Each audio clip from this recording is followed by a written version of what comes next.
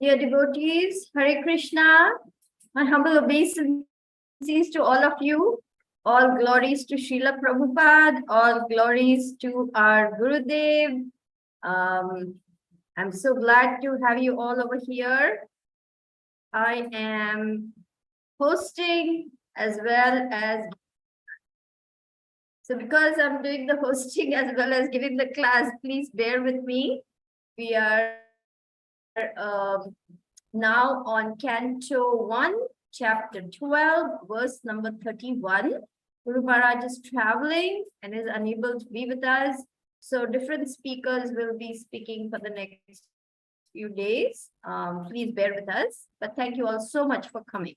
I'm going to now share the screen and we can begin the verse, which is right here.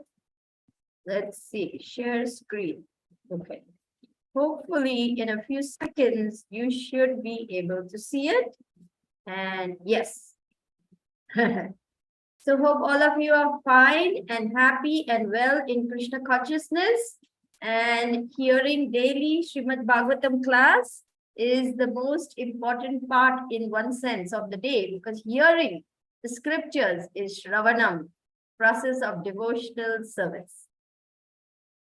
Om Namo Bhagavate Vasudevaya.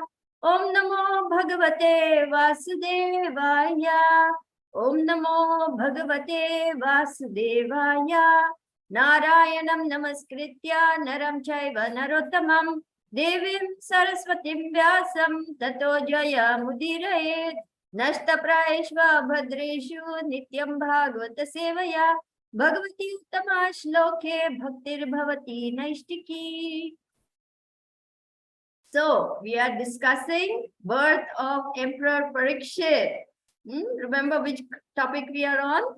The little baby is born and his glories are being sung by the great sages who have gathered together on the invitation of King Yudhishthir, who has called them all to celebrate the birth ceremony of his grandson. So Maharaj Parikshit is a very great warrior, and now we will see how he is growing up. Saraja putro vavridhe ashu shukla ivodupaha apuryamana pitribhi kashtabhir iva sonvaham. Translation by His Divine Grace A.C. Bhaktivedanta Swami Prabhupada, Srila Prabhupada ki jai. As the moon in its waxing fortnight develops day after day, so the royal Prince Parikshit very soon developed luxuriantly under the care and full facilities of his guardian grandfathers. And there is no purport, so we will go to the next verse, which is verse number 32. And here it is. Yakshamano Shvamedhena Nyati Droha Jihasaya Raja Labda Dhano Dadhyau Nanyatra Karadandayaho. Translation and purport by Srila Prabhupada. Srila Prabhupada ki jai. Just at this time, King Yudhishthir was considering performing a horse sacrifice to get freed from sins incurred from fighting with kinsmen. But he became anxious to get some wealth, for there were no surplus funds outside of fines and tax collection. Purport. As the Brahmanas and Vipras had a right to be subsidized by the state executive head had the right to collect taxes and fines from the citizens. After the battle of Kurukshetra, the state treasury was exhausted, and therefore there was no surplus fund except the fund from tax collection and fines. Such funds were sufficient only for the state budget, and having no excess fund, the king was anxious to get more wealth in some other way in order to perform the horse sacrifice. Maharaj Yudhishthir wanted to perform this sacrifice under the instruction of Bhishma Dev. Om Agyanati Virandasya Gyananjana Shalakaya Chakshurun Militam Yena Tasmai Shri Guruve Namaha Shri Chaitanya Manobhishtam Stapitam Yena Bhutale Swayam Rupa Kadamayam Dadati Swapadantikam Vadeham Shri Guru Shri Utapada Kamalam Shri Guru Vaishnavainsa Shri Rupam Sagrajatam Sahagana Raghunathanvitam Tap Sajivam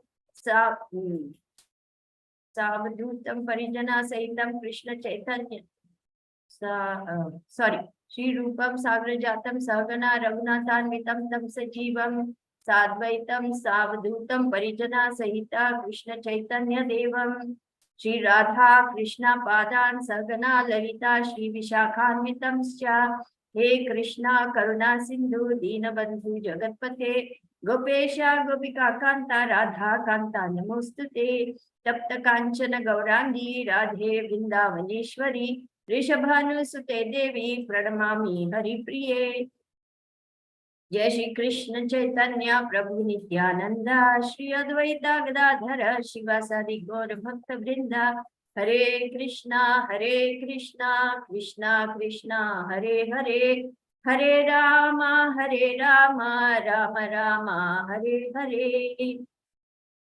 So I offer my most humble obeisances to all the Vaishnavas, to Gurudev, to Srila Prabhupada, to the Guru Parampara, the disciplic succession, to the presiding lordships, to please bless me to do this service very nicely and please you all very much. Hare Krishna. So, see the system that is very nicely organized for all the affairs of the state to be carried out very nicely. Over here, we can see for ourselves how the state treasury was properly utilized for benefiting the citizens. The Brahmanas and the learned sages and the learned people, they didn't have to work. They were taken care of by the state, by the society itself, which freed up the Brahmanas to pursue spiritual knowledge and to give spiritual knowledge. They didn't have to scratch their heads. How am I going to eat? How am I going to live? How am I going to buy food, clothing, shelter, medicine, etc.? Because they were very learned class of society and because they were doing such a valuable service of uplifting society towards the goal of human life, they didn't have to work to make a living because that was their work. They were doing a very important job. They were uplifting the spiritual consciousness of society. So therefore, the king, the citizens, everyone took care of the sages. In fact, they were given great honor whenever they visited a king. A great sage was treated with great honor by the king, who would get off his throne. He would climb down the steps, come down, greet his honored guest, offer him an elevated seat, wash his feet, offer him sweet words, offer him food and drink and hospitality. This is the way. The sage might look like a beggar. He might be wearing, deerskin robe. He may be having matted hair. He may be unkempt and disheveled from living in the forest for months together. But that didn't matter. What mattered was the sage was a self-controlled, knowledgeable personality. And the king would honor the sage for his spiritual knowledge because he was coming to give something valuable to the king and to the subjects. So this is the way they treated the Brahmanas and the sages. And all the rest had to pay tax. Now, what was the tax? It was only 1/4 of the produce. They were not taxed to death like we are being taxed to death today. Whatever the farmer produced, 75% he kept and 25% was given to the state treasury. Similarly, Vaishyas, whatever they made, 1/4 had to be given to the king and 75% was kept by them. Like this. So this is how the state collected taxes and managed the affairs of the kingdom. Okay. And of course, there were fines for misdemeanors, misdoings, like just as we get a parking ticket. So similarly, if the citizens did some mistake or performed some minor offenses, they were fined. And this money was also added to the treasury.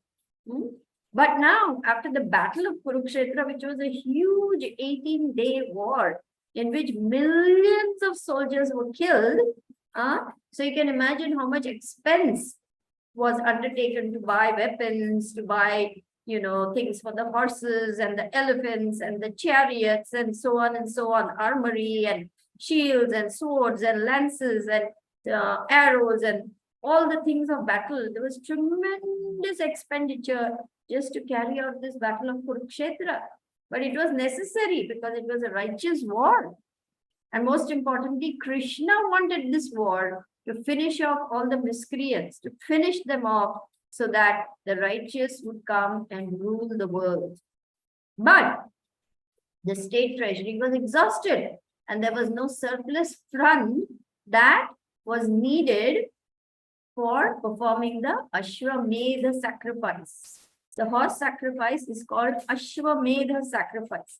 Now, why the king wanted to perform this sacrifice? He was first and foremost feeling very, very bad that so many people were killed in the battle. In fact, he was crying at the end of the war, apologizing and feeling very upset at the terrible carnage that had taken place after the war. And he was, in a very difficult state of mind, actually. And in order to free himself of this sin that he thought he had committed, he decided to perform the horse sacrifice. Now we might say, what is this horse sacrifice? The horse is going to be killed. But in those days, even though the horse was sacrificed in the fire, in the sacrificial fire, because of the powerful mantras chanted by the Brahmanas, he immediately got his next birth in the human form.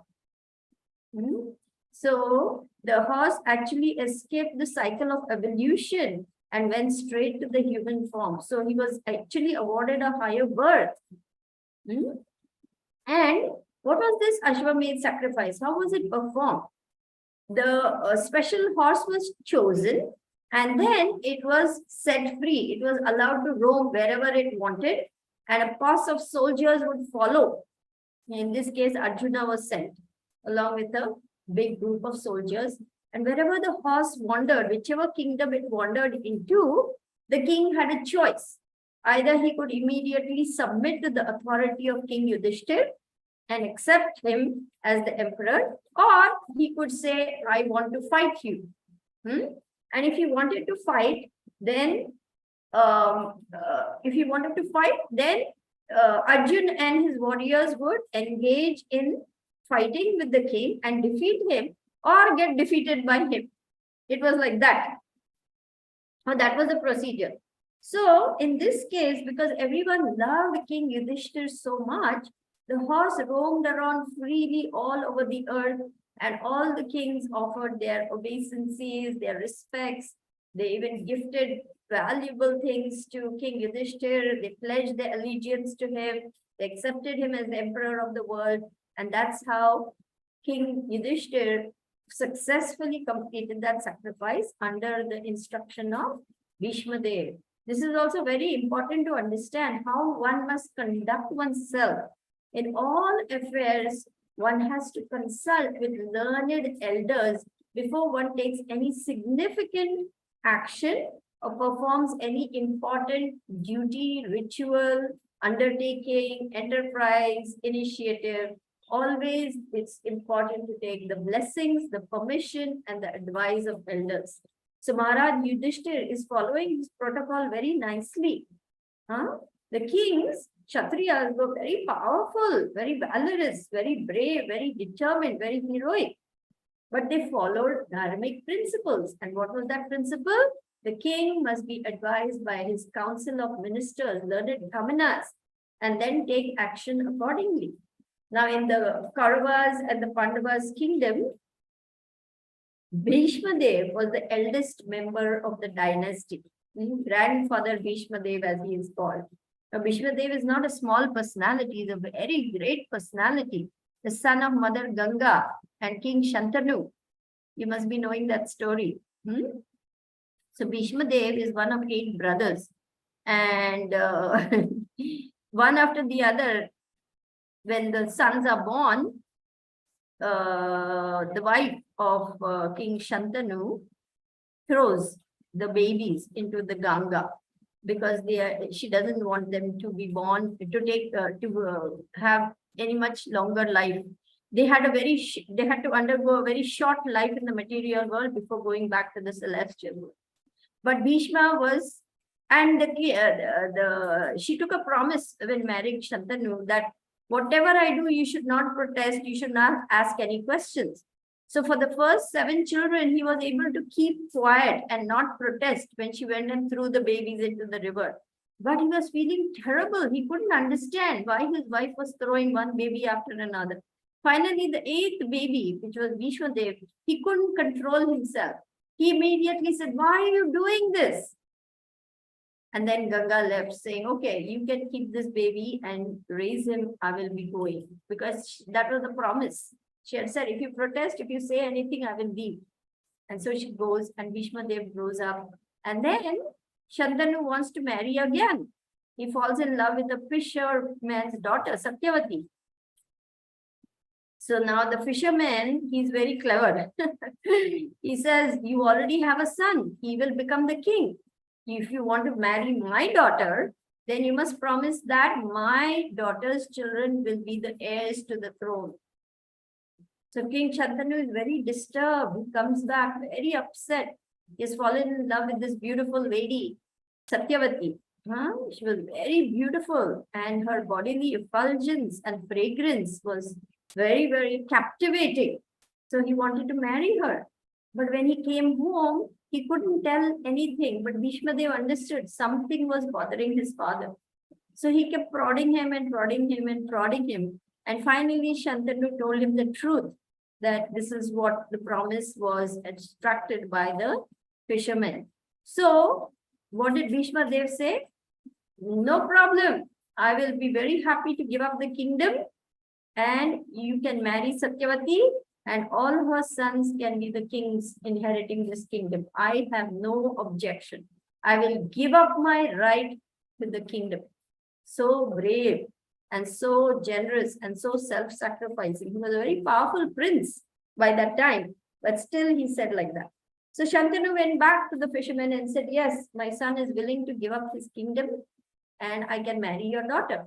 But the fisherman was still very clever. He said that even though Bhishma Dev has promised like this, what can we say of the future? When he marries and he has sons who are princes, they may fight with my grandchildren for the throne, even though you have promised it to my daughter's sons. They may claim that they are the real inheritors of the throne. What will happen then?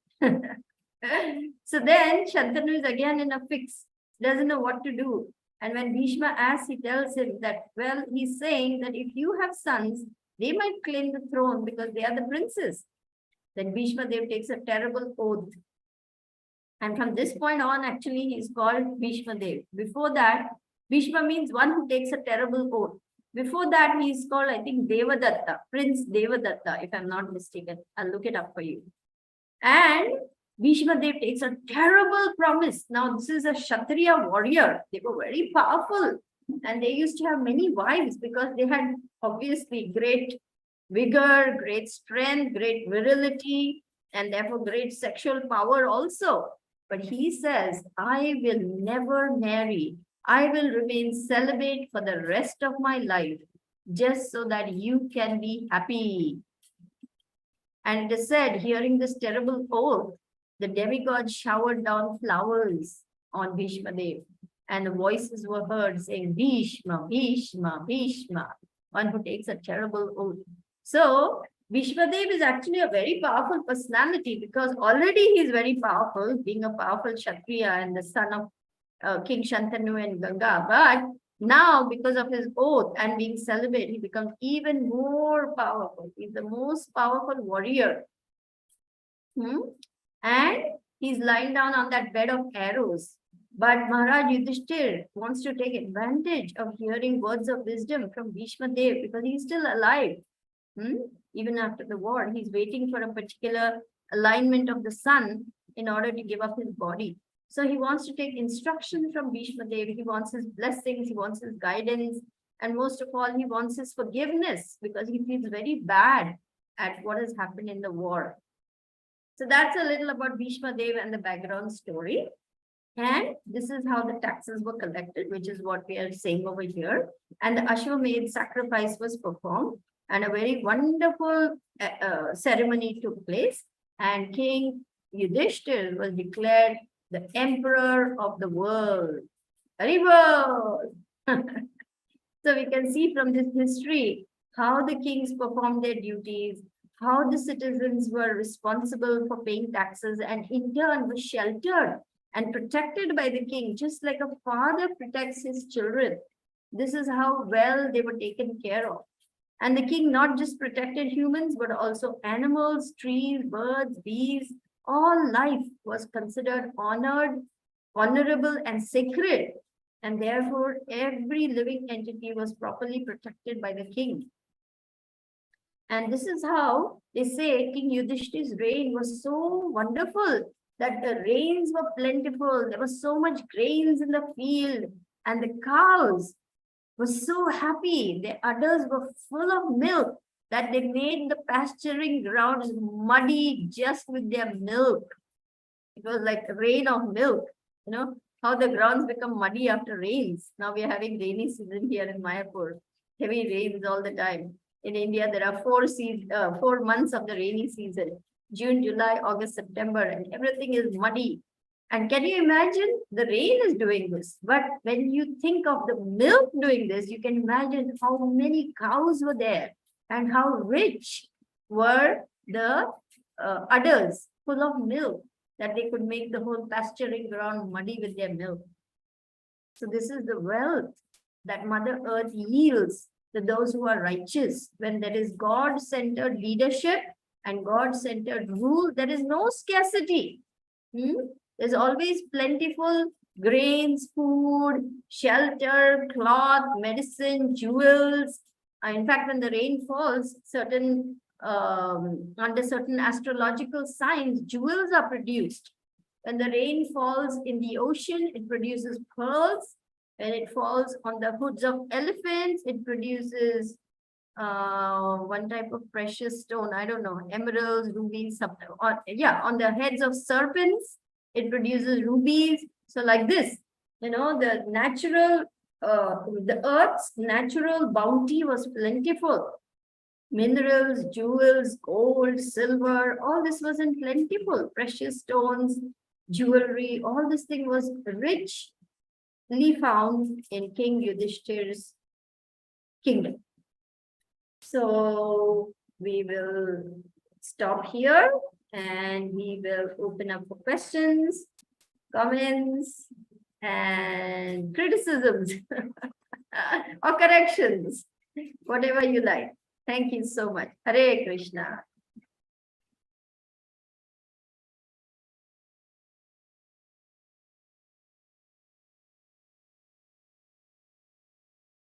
So we have, let's see, we have 12 people online, and it would be very nice to hear from all of you something of your realizations or your own thoughts, your experiences, your readings.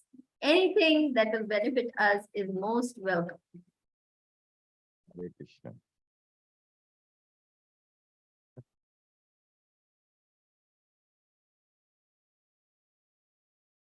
Hare Krishna. Hare Krishna, Parishit Prabhu, please accept my humble obeisances. All glories to Prabhupada, glories to Bhakti Maharaj, all glories to Chandramauli Maharaj. Very nice class. I don't have a question. A very, very, very nice class. And it was just very seamless. And of course, you showed one example by praying first to be guided through the class. I remember that before you started the class. It makes all the difference in the world. And that way you just get used as the one through whom the class is coming. And then of course the spiritual master helps and the parampara helps like that for the class to come out so smoothly. So thank you very much. You set a good example, and here we are. So everybody else that preaches, take that example of praying first sincerely to the parampara, to the spiritual master for a class to come out. And you'll give a nice class too, because it won't be you, it'll be just coming through you, the source, will be the Prabhupada that you prayed for. Hare Krishna. Just a point to make. Thank you. Thank you, Prabhu, for reminding us, how important it is to seek the blessings of the great souls who have gone before us. Because as it is said in the scriptures, Mahajano Yena Gatasa Pantha, follow in the footsteps of the great souls. And in the Nectar of Instruction, where Srila Rupa Goswami lists, things that are 6 things that are favorable, one of them is following in the footsteps of the great souls. Thank you. Thank you very much, Parikshit. Absolutely. Hare Krishna. Hare Krishna. So we have Namrata who had raised her hand, and then Raj Prabhu. Go ahead, Namrata. Hare Krishna. Please accept my humble obeisances. All glories to Srila Prabhupada. All glories to our dear Guru Maharaj. All glories to your wonderful service. Please accept mine. All glories to Prabhupada and Gurudev. I don't have a question though for now, but then it reminds me of when I was reading Krishna's Way Natural Living, Guru Maharaj's book. Srila Prabhupada wonderfully said that developing farm communities is all what you need. You don't have to undergo the heavy taxation and all that, because what you were mentioning, that under the special constellation, this Swati constellation, the jewels on the head of snakes, elephants, the pearl on the head of elephant, and there are pearls in oceans. So you get all these treasuries from nature itself, and keeping cows, nurturing them, and if you have to do any work, it's on an average, it's like in the entire year you have to work for 2 to 2.5 months basically. Then you just have to harvest, and then other time you can utilize in glorifying the Lord, and hearing Krishna Katha, giving association to each other as Vaishnavas. So he has given such a nice frame structure, but within this complicated life we are stuck in, we are not able to take ourselves out and hang into this beautiful process which he has given. So this is very nicely mentioned in Guru Maharaj's books. I was recalling that. So thank you for bringing that up as well. Thank you. Thank you, Namrata, for pointing out that Guru Maharaj has given us everything we need. In fact, he says, repeatedly he says, this is the way of the future. Civilization is collapsing. Climate change is real. There is so much natural disasters happening in the world today.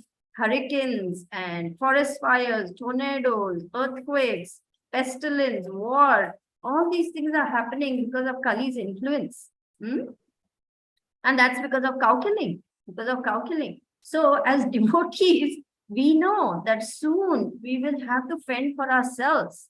As the petrol gets used up, as the return, where is all our food coming from? In big trucks from other places. We get all our food from outside. Once that stops, what are we going to do? How are we going to eat? What are we going to drink? How are we going to live? Cement is so injurious to the environment, and cement has such a huge carbon footprint. It costs so much, and it takes so much just to manufacture cement. So we're going to have to move to a eco-sustainable lifestyle where we can live in harmony with the environment, and as you rightly said, live in peace, in brotherhood with one another, supporting, sharing, caring. This is what life is about, not living in pigeonholes, desperately, alone, struggling through the day, wondering how to carry on, what to do, being trapped. We are stuck where we are because this is the system. We have no choice, like the rat on the treadmill. We have to keep going, like that. And only when we get released from this and enter into a situation where we can actually contemplate nature. Who has time to even contemplate nature nowadays? There's no time for anything except rat race, survival. So how are we going to go on like this when, and then we'll be forced to change? Is it better to be forced to change, or it's better to change voluntarily and prepare for that time and be ready when that time comes? Which is better? Obviously, voluntary changes. Obviously, voluntary change. So we have to plan, we have to strategize, we have to unite, we have to come together, and we have to try to secure our future by harvesting seeds, by planting trees, by making sure we have something to eat. War is going to come. These next 6 years, 7 years are going to be extremely turbulent. Astrological predictions say that there's going to be a huge war in 2030, world war. And at that time, even nuclear bombs will be used, is the prediction. So if we think we can go on like this, we are going to have another thing coming, as they say.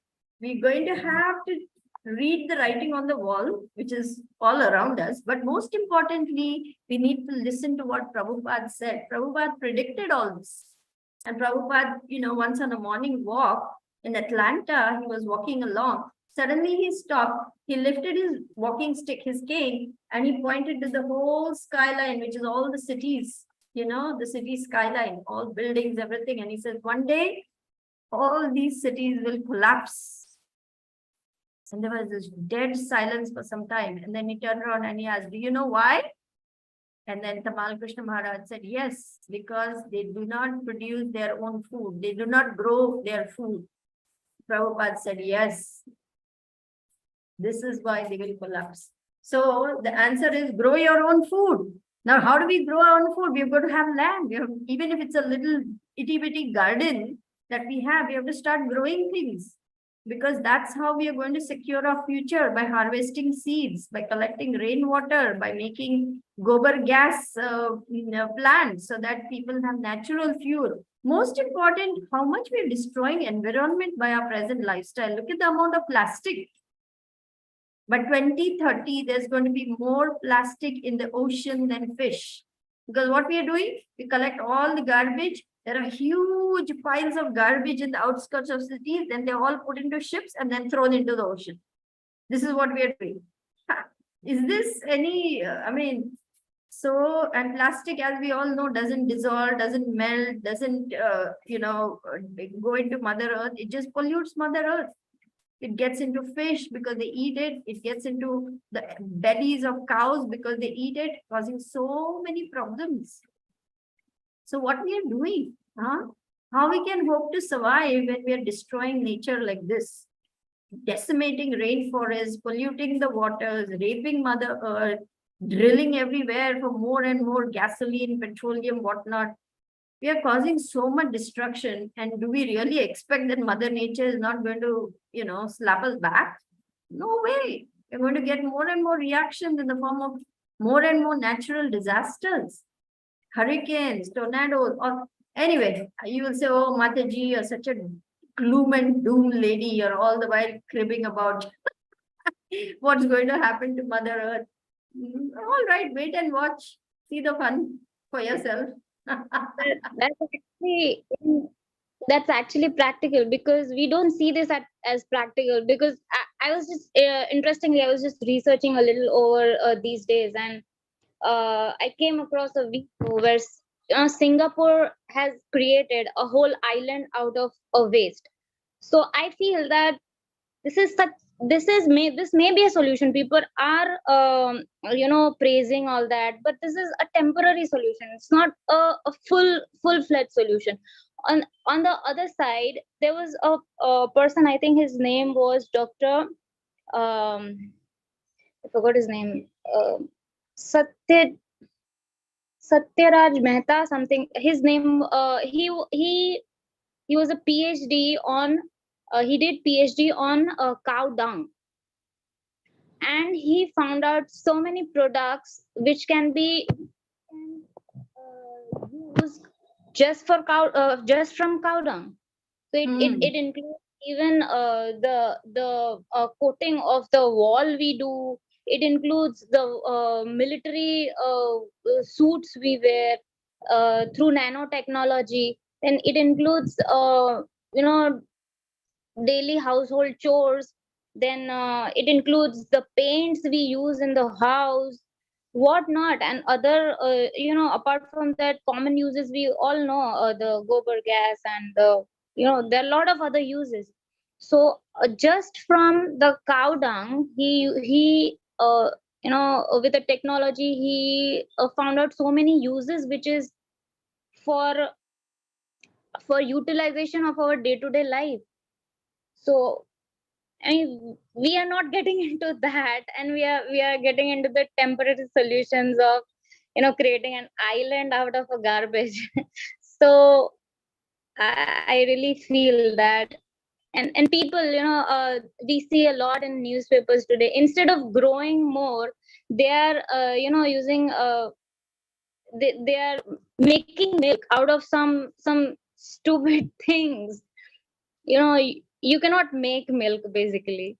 uh, they make milk, and big scandals are happening. Then even the pulses, there is in the these days in newspaper, that even the tur dal, there's a big scandal. The tomatoes, there's a big scandal. So many scandals they are getting in, but not giving into the permanent solution what is given in the shastras. I really pity that thing.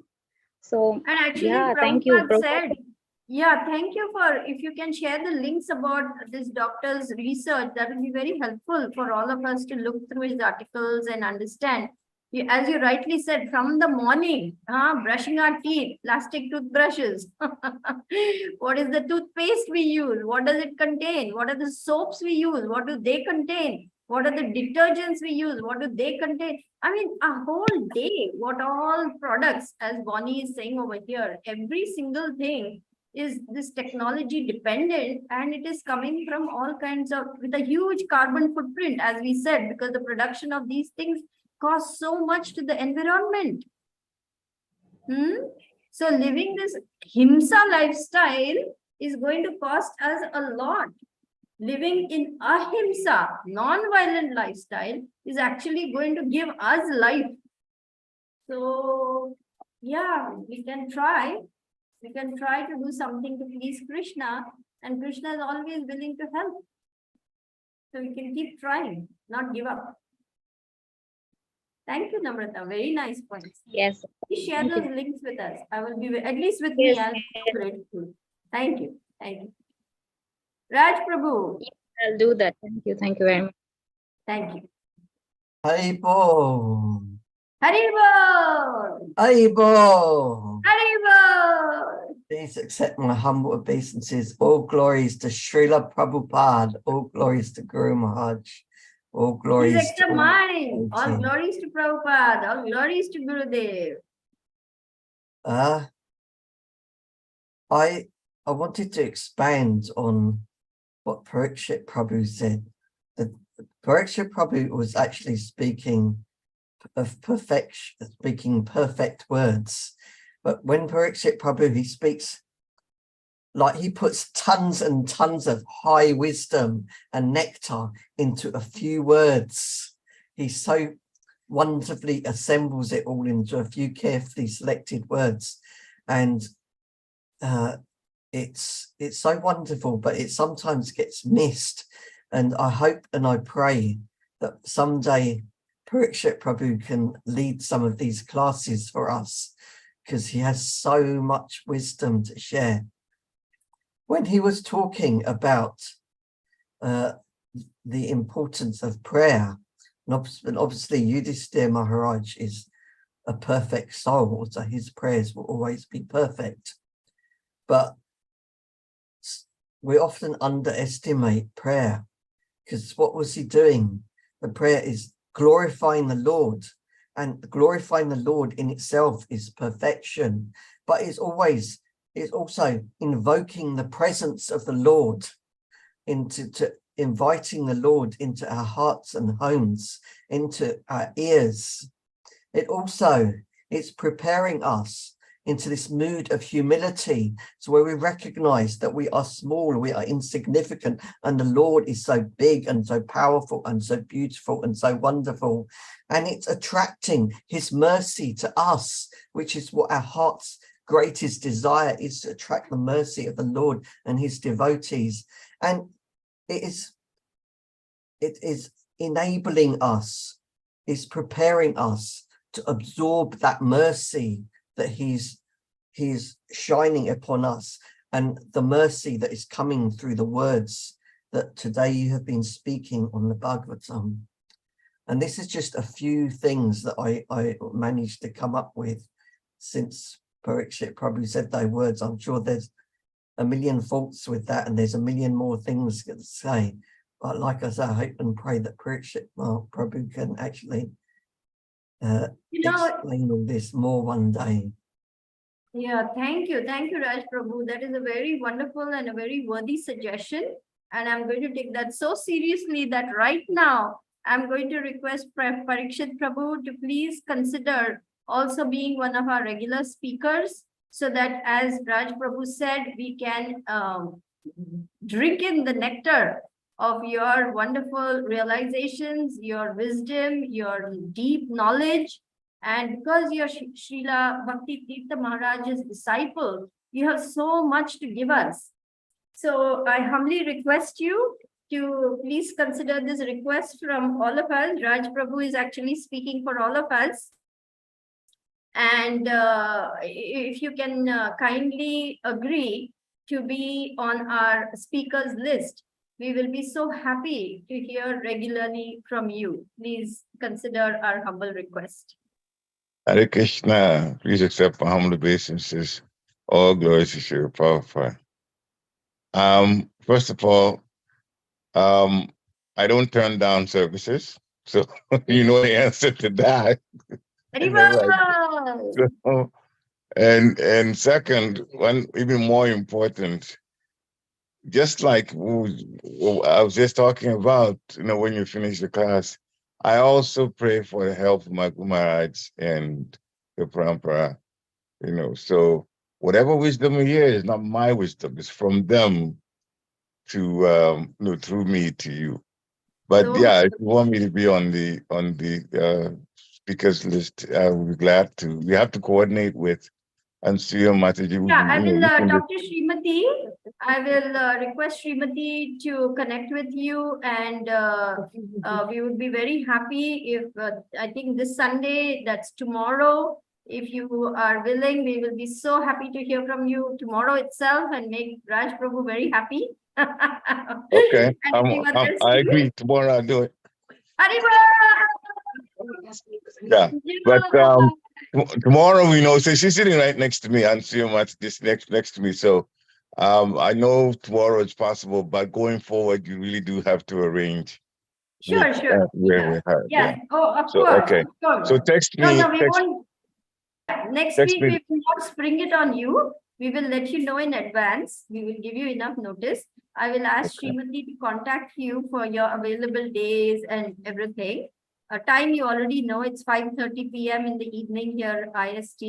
I don't know what's your time there now. It's 8 o'clock here. Okay. It starts at 8 here. Okay. Same time. Yeah. Then that the timings So I will request Srimati to connect with you and humbly request for your available days, Prabhu. That would be so Srimati requests this through Ansuya. Go through Ansuya. She got the whole thing, and she decides, and then I'll just come on. But yeah, tomorrow I will do the class. Just text me the text that I need to prepare for. Yes, please. Yes. Okay. Hare Krishna. Thank you for the service. Thank you. Thank you for being willing. Thank you so much, Prabhu. We really appreciate your willingness to serve like this. So kind of you. Thank you so much. Hare Krishna. Yeah. Hare Krishna. Lord Srila Prabhupada. All glories to Prabhupada. All glories to Bhakti Tirtha Maharaj. So I believe Scarlett Mataji had her hand up, but I don't see her hand anymore. So what's going on? Hare Krishna, and thank you very much for class today. Hare Krishna, my humble obeisance. Thank you. I don't know. What I don't understand is how come the planets changing, which is astrology going into, could have so much power in compared to Lord Krishna's power, for instance? How come they get to do whatever they want? The entity who are controlling all these planets, for instance, Mangala, Shani, Shukracharya, Buddha, and so on and so on and so on. How come they have so much power and control? How come they get to control so much? Even some devotee gets control, gets effect of changes in planet changing, in astrology changing. Even devotees get effect of it. How come it's how is that? How is it possible that even devotees that they have been in movement in many years, they get affected of it?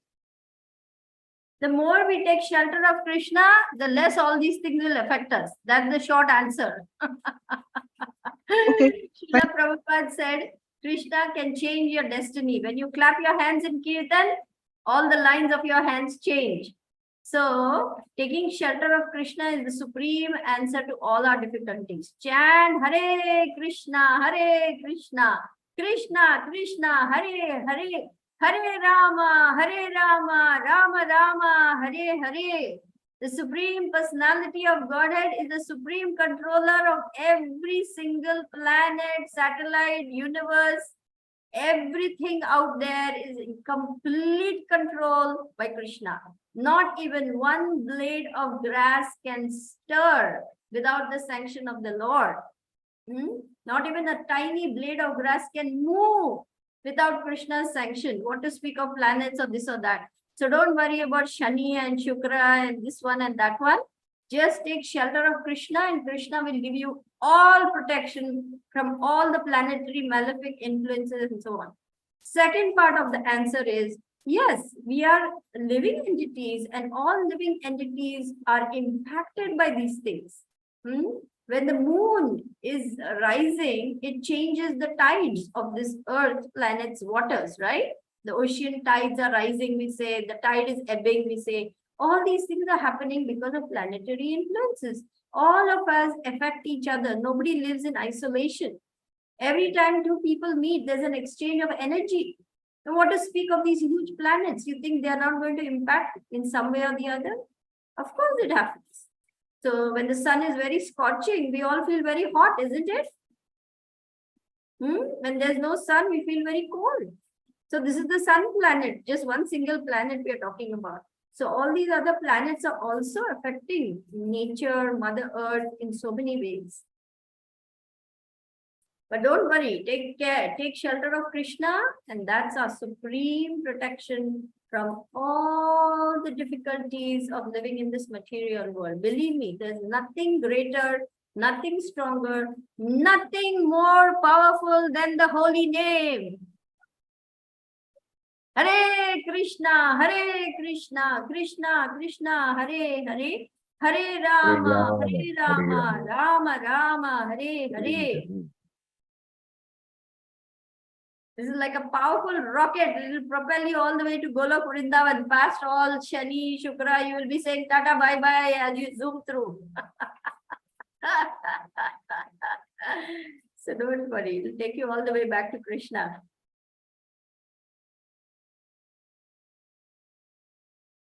Hare Krishna, Sridevi. Thank you very much. My dear God sister Tirtha Kirti, my humble obeisances to you. All glories to Prabhupada. All glories to Gurudev. All glories to Gurudev. Thank you very much. I just wanted to add to your sentence, Mare Krishna, Rakhe Krishna, Mare Krishna. So everything is there. Haribol. Very well said, Tirtha Kirti. Thank you. It is so nice to know that somebody much more strength is looking after us and is watching you over. It can be so quiet. We just have to chant. Yes, yes, absolutely. We just have to chant. Just take shelter of Krishna. Sarva dharman parityajya mam ekam sharanam vraja. Aham tvam sarva papebhyo mokshayashyami ma suchaha. Do not worry, do not fear, do not hesitate. I will give you all protection. Do not fear. Thank you very much. Thank you. Thank you, Tita Kirti. Thank you, Sridevi. Very good. I'll call you right after the class, Tita Kirti, if you don't mind. Huh? I Pardon? will make a phone call and talk to you after this class, if you don't mind. Today, Yes.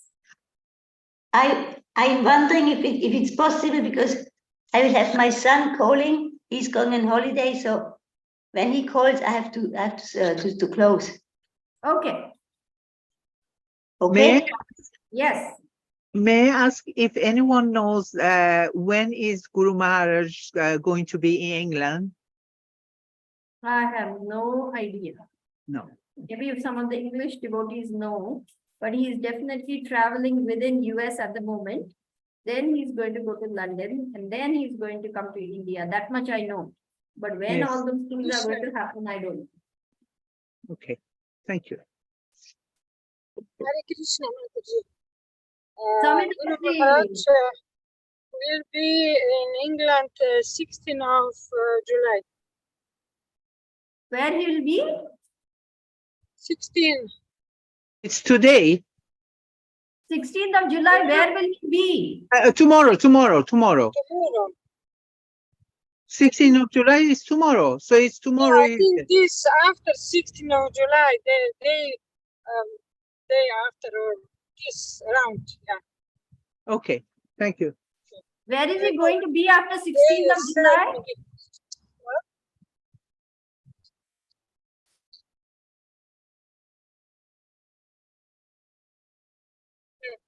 I don't think she heard us. I don't know whether that's. Where Do you do Guru Maharaj going to travel after 1 this? minute, Scarlett, 1 minute. Swami Dhatri, can you please share correct information about Guru Maharaj's travels? When is he going to leave America and go to London? That's the first halt, right? I only heard from Rishabha Prabhu around 16th of July. He will be in England, and then he has ticket for India 20th, and then he will come 8th of August in Slovenia or Croatia, will be here, and then 27th of September he has ticket to India. This I got information. Okay, that's much better to know exactly what's going on. Thank you very much. I hope everyone got that, or do you want me to repeat? Okay. I have to repeat? No. Okay.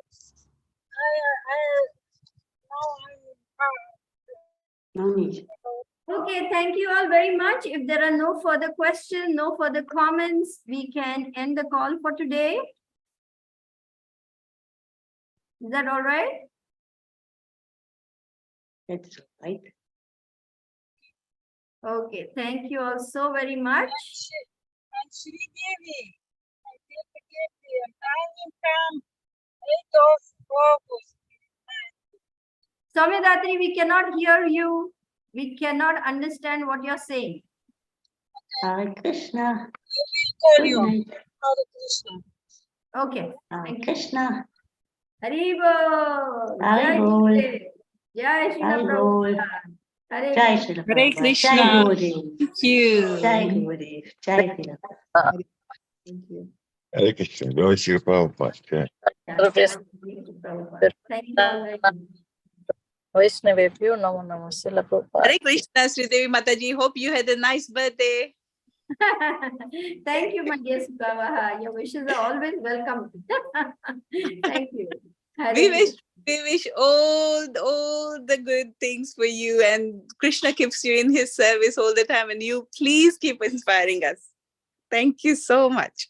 Okay. Thank you. Hare Krishna. Hare Haribol. Krishna.